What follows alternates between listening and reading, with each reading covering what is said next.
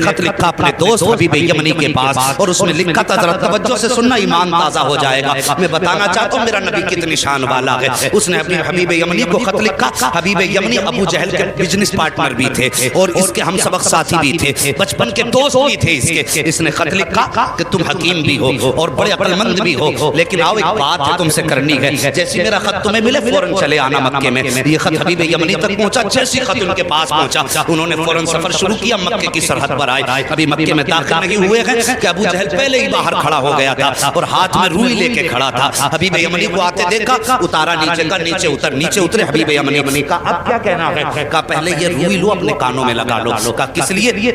کہا کہ محمد کی آواز تمہارے کانوں تک نہ پہنچ جائے. کہا اس سے کیا ہو جائے گا؟ کہا تم نہیں جانتے ہو اس کی آواز جن کے کانوں تک پہنچ جاتی ہے پھر وہ انہی کی بولی بولنے لگ جاتا ہے, انہی کی بولی بولنے لگ جاتا ہے. حبیب یمنی نے کہا چل ٹھیک ہے یار بتا کیوں تو نے بلایا کس لیے ہے؟ کہا یار تجھ سے سچ بتاؤں؟ کہا ہاں. کہا رشتے میں بھتیجا لگتا ہے لیکن باتیں بڑی عجیب کرتا ہے. کہا کیا کہ ہمارے خداؤں کو برا کہتا ہے, کہتا یہ پتھر کے خدا ہیں یہ کچھ نہیں دے سکتے. وہ کہتا کہ ایک خدا ہے اور سب کو مرنا ہے, مرنے کے بعد اپنے اپنے زندگی کے اعمال کا حساب بھی دینا ہے. کہا یار ذرا سچ بتا کہ بندہ مر کے پھر سے زندہ ہو سکتا ہے؟ حبیب یمنی چونکہ پڑھے لکھے انسان تھے کہنے لگے یار باتیں تو وہ سچی کرتا ہے. جس نے جب کچھ نہ تھے تب پیدا کر دیا تو اگر وہ مارنے کے بعد پیدا زندہ کر دے تو کون سی بڑی بات ہے؟ کہا یار ذرا ساتھ چل. ہاتھ پکڑا ابو جہل نے حبیب یمنی کا. اپنے نبی کی شان ملاحظہ کرو, اپنے گھر میں لایا. اب حبیب یمنی کہتے بلایا کس لیے ہے تو نے؟ کہا یار میں نے تجھے اس لیے بلایا ہے ذرا اس کا علاج تو کر دے. تو حکیم ہے, نبض پکڑ کے دیکھ لے, اس کا علاج کرنا ہے. حبیب یمنی کہتے ہیں ٹھیک ہے بلاؤ میں ہاتھ پکڑ کے دیکھوں گا. اب ذرا توجہ سے سننا, یہ دشمن کی بولی ہے. سچ وہ ہوتا ہے جو سر چڑھ کے بولا کرتا ہے. اگر کوئی اعلیٰ حضرت کو گالی دے تو اس کے بکواس کرنے سے اعلیٰ حضرت کے رتبے کم نہیں ہو جاتے ہیں. مخالف اسی کے ہوتے ہیں جو حق پہ ہوا کرتا ہے, دشمن اسی کے ہوتے ہیں جو سچ پہ ہوا کرتا ہے. کبھی ارے غیرے کا کوئی مخالف نہیں ہوا کرتا ہے. ذرا توجہ سے سننا پیارے. ابو جہل نے کہا تھا کہ میں نے تجھے علاج کے لیے بلایا ہے. کہا ٹھیک ہے بلاؤ. کہا کیا کرے گا؟ کہا نبض پکڑ کے دیکھوں گا. ابو جہل کہنے لگا یار اگر تو نے نبض پکڑ لی تو بات ہی ختم ہو جائے گی. کہا کس لیے؟ کہا ہاتھ مت پکڑ لینا. کہا کیوں؟ کہا جو اس کے ہاتھ میں ہاتھ دے دیتا ہے پھر وہ بولی اس کی بولنے لگ جاتا ہے. کہا یہ کہنا کیا چاہتا ہے؟ تب ابو جہل نے کہا تھا یار سن بات سچی ہے لیکن ذرا دماغ میں اتار لینا. ایک دن میں گیا تھا محمد کے پاس اور میرے ہاتھ میں پتھر تھے. میں نے جا کے کہا تھا بتا میری مٹھی میں کیا ہے, تو انہوں نے میری طرف دیکھا اور دیکھنے کے بعد کہا اگر میں بتاؤں تو کیا کمال ہوگا, اگر یہ خود بتائیں جو تیری مٹھی میں تب کمال ہو جائے گا. کہا میں خوش ہو گیا. میں سوچنے لگا یار اب تو یہ پھنس گئے ہیں, میرے ہاتھ میں پتھر ہے اور پتھر بولا نہیں کرتے ہیں. کہا یہ سوچ کے میں نے کہا ٹھیک ہے انہی سے کہلوا دو. میرے نبی نے فرمایا کنکریو, اگر میرے نبی نے فرمایا جو تیری مٹھی میں ہے اگر میں بتاؤں گا تو کوئی کہے گا کسی نے بتا دیا ہوگا, آخر اس مٹھی میں رہنے والی چیز سے پوچھ کے ہم کون ہے. جیسی اس نے کہا بہت خوش ہوا, کان کے قریب مٹھی لگائی. جیسی کان کے قریب لگائی تو پتھر کہہ رہے تھے لا الہ الا اللہ محمد الرسول اللہ. ابو جہل کہنے لگا او یار یہ ہاتھ کا کمال ہے, ہاتھ مت پکڑ لینا, اگر اس کا ہاتھ پکڑ لو تو بات ہی ختم ہو جاتی ہے. ہاتھ یہاں پکڑتا ہے رب کی رحمت پہ جا کے چھوڑ دیتا. اللہ اکبر.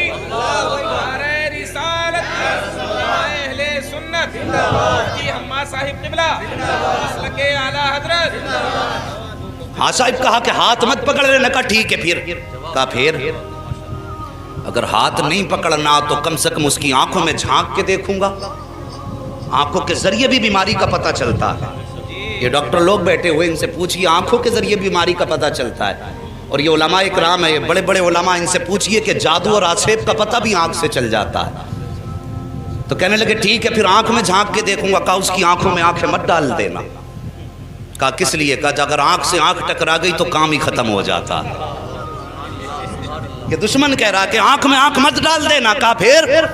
کہا اگر آنکھ سے آنکھ ٹکرا گئی تو قصہ ہی ختم. کہا کیا ہو جاتا؟ کہا ایک بار بلال کی نظر پڑ گئی تھی محمد کے چہرے پہ, پورے مکے نے مارا, یہاں تک کہ جسم سے خون بہا, کھال جلائی, چربی پگھل کے جلی. میں نے کئی بار مار کے کہا تھا محمد کا دامن چھوڑ دے. کہنے لگا اس کی آنکھوں کا کمال یہ ہے کہ جب سے اس کی نظر محمد کی نظروں سے جا کے ٹکرائی ہے, دنیا کا ظلم ایک پلے میں, بلال کی ہمت ایک پلے میں, وہ دنیا چھوڑنے تیار ہے, محمد کو چھوڑنے تیار ہی نہیں ہوتا.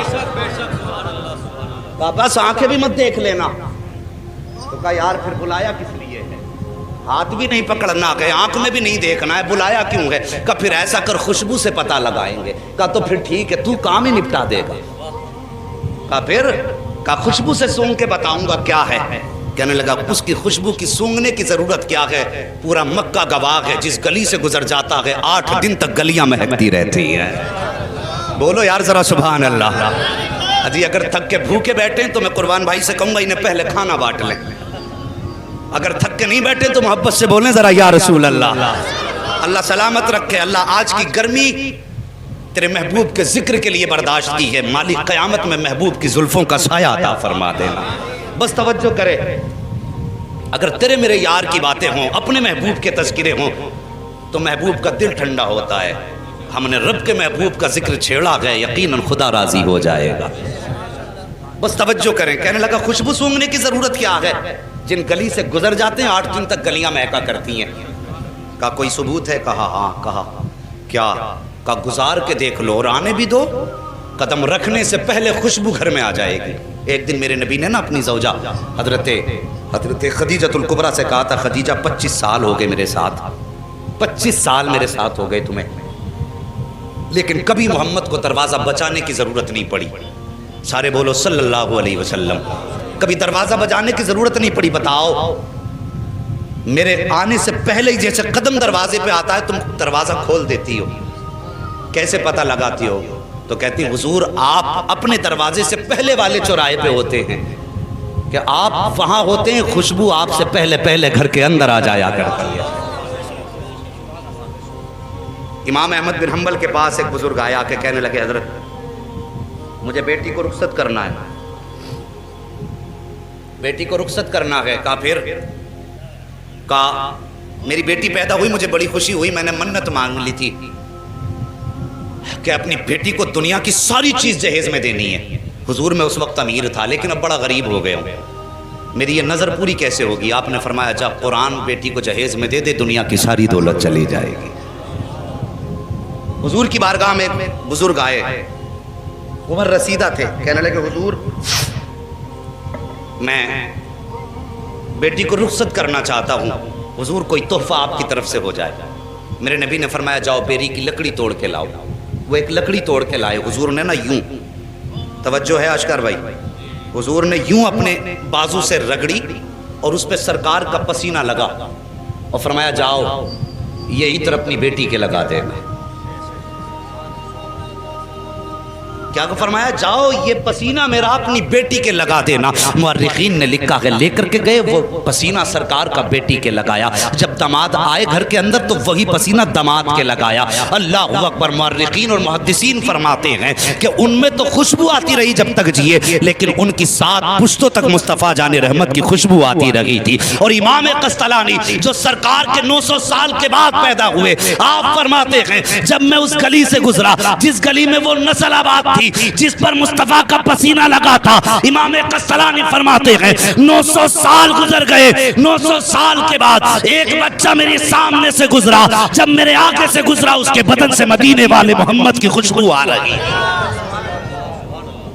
کہنے لگا سونگ مت لینا ورنہ 7 پشتوں تک مہکتا رہے گا۔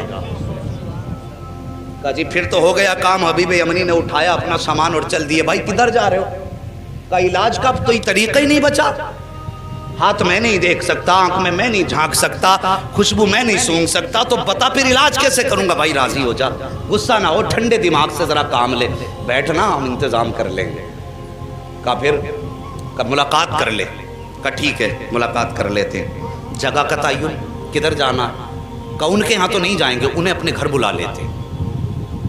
توجہ کرنا، کیا کہا؟ انہیں اپنے، ذرا سارے کہہ دو، اپنے گھر بلا لیں گے اپنے۔ کاش اللہ اس آمد کے صدقے میں آج بھی مصطفیٰ کی آمد ہو جائے، واللہ وہ سن لیں گے، فریاد کو پہنچیں گے، اتنا بھی تو ہو کوئی جو آ کرے دل سے۔ کہا گھر بلا لیتے۔ المختصر یہ فیصلہ ہو گیا، سرکار کی بارگاہ تک خبر پہنچی، اسلام کا ابتدائی دور ہے۔ کہا حضور آپ کو فلاں جگہ پہ آنا پڑے گا۔ ابو جہل جس کا لقب ہے، مشہور ہے دنیا میں لفظ ابو جہل سے، کیونکہ میرے نبی نے ایک بار ابو جہل کہہ دیا تھا، آج تک پوری دنیا ابو جہل کہہ رہی ہے، اور حضور نے ایک بار کہہ دیا تھا تمہارا نام ابو ہریرہ ہے، پوری دنیا سے نام بھولے بیٹھی ہے۔ حضور جو کہہ دیں وہی پتھر کی لکیر ہے۔ توجہ کیجئے۔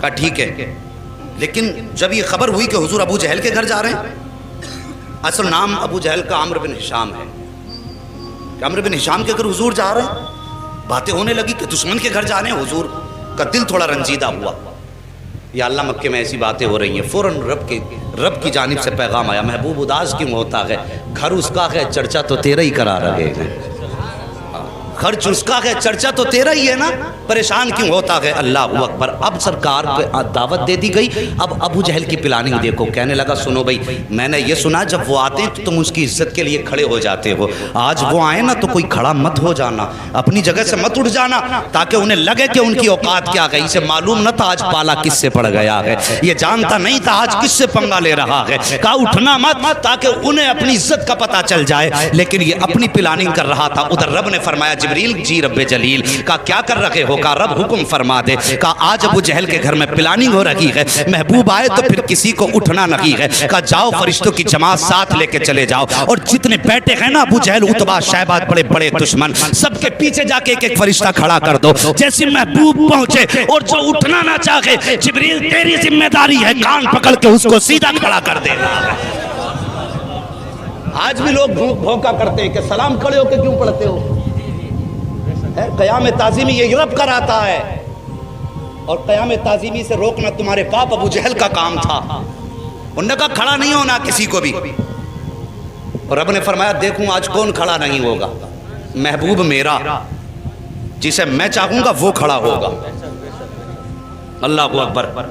جب نبی کو دشمنوں نے گھیرا ہے تب مدد کے لیے جبریل آئے ہیں، اس پہ کئی ساری روایتیں ہیں لیکن وقت کم ہے، میں اس کو بھی بتا کے چلتا، لیکن بس نبی کی شان سن لو، بات کر دی اس نے کہ کوئی اٹھ کے کھڑا مت ہونا، اللہ اکبر۔ ادھر میرے نبی ساتھ میں چند صحابہ ہیں، اسلام کا ابتدائی دور ہے، ابو جہل کی محفل میں بیٹھے ہوئے ہیں لوگ جماعت در جماعت، اس کے اپنے چاہنے والے بڑے بڑے کافر مکے کے بیٹھے تھے، اور یہ چاہتے تھے نبی کو ذلیل کریں معاذ اللہ، ان کی گردن جھکائیں، لیکن انہیں معلوم نہ تھا فانوس بن کے جس کی حفاظت ہوا کرے وہ شمع کیا بجھے جسے روشن خدا کرے، اللہ اکبر۔ وہ کیسے شرمندہ کر سکتے تھے جس کو کائنات کو جس کے قدموں سے عزت ملی ہو، اس کو کیسے ذلیل کیا جا سکتا ہے۔ میرے حضور نے قدم رکھا، ابو جہل نے عتبہ کے کونی ماری، عتبہ نے شیبہ کے کونی ماری، ایک دوسرے کے کونی مار کے کہنے لگے آ گئے اٹھ کے کھڑے مت ہو جانا، لیکن جیسی آئے نا حضور نے بھی دروازے پہ قدم رکھا تھا، پہلا قدم حضور نے اندر رکھا، ابو جہل نے سب کو دیکھا اٹھنا نہیں، جیسی کہا نا اٹھنا نہیں، ابو جہل کے پیچھے جبریل امین کھڑے تھے،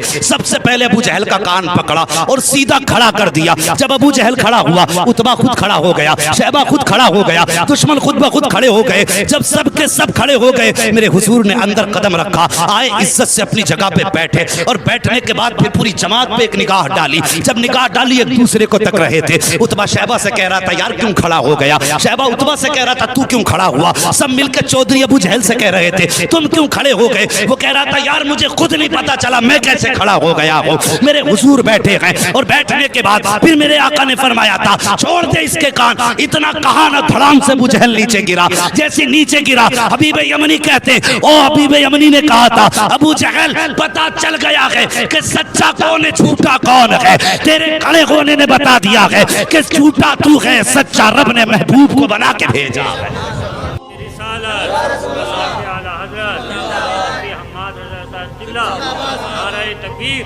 بس توجہ کیجئے پیارے، اللہ سلامت رکھے سب کی نسلوں کو، جتنے بھی مسلک اہل سنت والے ہیں، بس توجہ کیجئے۔ بیٹھ گئے، حبیب یمنی کہنے لگے مجھے اس نے بلایا ہے اور اس لیے بلایا ہے کہ سنا ہے آپ ایسی ایسی بات کرتے ہیں، میرے نبی نے فرمایا ہاں میں اللہ کا رسول ہوں، خدا ایک ہے، قولوا لا الہ الا اللہ تفلحوا انی رسول اللہ۔ ہاں میرے نبی نے فرمایا، حضرت حبیب یمنی ابھی ایمان نہیں لائے تھے، کہنے لگے اچھا اگر آپ نبی ہیں تو یہ تو میں بھی جانتا ہوں کہ نبی جادوگر کا جادو آسمان پہ نہیں چلتا ہے، صرف زمین پہ چلتا ہے۔ اس کا دعویٰ یہ کہ آپ جادوگر ہیں، میرے نبی کے بارے میں کہنے لگے کہ ابو جہل کا دعویٰ یہ کہ آپ جادوگر ہیں، لیکن میں یہ جانتا ہوں کہ جادوگر کا جادو زمین پہ چلتا آسمان پہ نہیں، اور نبی وہ ہوتا ہے جو دل کے حال جانتا ہے۔ آج بد مذہب بدعقیدہ لوگ کہتے ہیں کہ حضور کو پیٹھ کے پیچھے کی خبر نہیں، حبیب یمنی ایمان لانے سے پہلے جانتے ہیں نبی وہ ہوتا ہے جو دل کی بات جانتا ہے، جو راز جانتا وہ نبی ہوتا. یہ حبیب یمنی کہہ رہے ہیں. کہتے حضور اس لیے میرے دو سوال ہیں, دو سوال یاد رکھنا. حبیب یمنی کیا کہتے ہیں میرے؟ بولو سارے بولو. میرے دو سوال ہیں, ایک سوال میں کروں گا جواب آپ کو دینا ہے, دوسرا سوال بھی آپ کریں گے جواب بھی آپ دیں گے. یہ دو باتیں کہیں حبیب یمنی نے, اتنی بات کہی میرے نبی فرماتے ہیں ٹھیک ہے بتاؤ پہلا سوال کرو. کہا میں جانتا ہوں کہ جادوگر کا جادو آسمان پہ نہیں چلتا, اگر آپ نبی ہیں تو چلیے چاند کے 2 ٹکڑے کر سکتے ہیں آپ؟